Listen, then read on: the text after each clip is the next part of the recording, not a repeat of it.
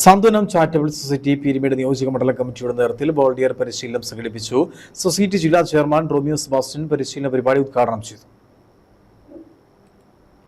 സാന്ത്വനം charitable society Peermade നിയോജക മണ്ഡലം കമ്മിറ്റിയുടെ നേതൃത്വത്തിലാണ് വോളണ്ടിയർ പരിശീലനം സംഘടിപ്പിച്ചത്. പരിശീലന പരിപാടി സൊസൈറ്റിയുടെ ജില്ലാ ചെയർമാൻ റോമിയോ സെബാസ്റ്റ്യൻ ഉദ്ഘാടനം ചെയ്തു.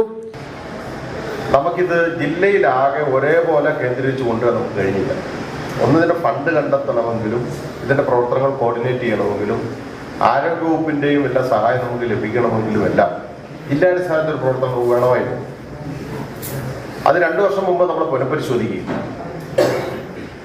ഏലപ്പാറയിലും ഇടുക്കിയിലും രൂപീകരിച്ച സാന്ത്വനം എന്നുള്ള ആ പേരിൽ തന്നെ ജില്ലയിൽ ഒരു സൊസൈറ്റി രജിസ്റ്റർ ചെയ്യുന്നത് തീരുമാനിച്ചു. പാലിയേറ്റീവ് ജില്ലാ കോർഡിനേറ്റർ സിജോ വിജയൻ പരിശീലന ക്ലാസ് നയിച്ചു. മണ്ഡലം കമ്മിറ്റിയുടെ ചെയർമാൻ MJ ബാബച്ചൻ, മണ്ഡലം കോർഡിനേറ്റർ B അനൂപ എന്നിവർ സംസാരിച്ചു. വിവിധ യൂണിറ്റുകളിൽ നിന്ന് 87 വോളണ്ടിയർമാർ പങ്കെടുത്തു. സൊസൈറ്റിയുടെ ഭാഗമായി വിപുലമായ പ്രവർത്തനങ്ങളാണ് ഏറ്റെടുത്തിരിക്കുന്നത്. News bureau, Peermade.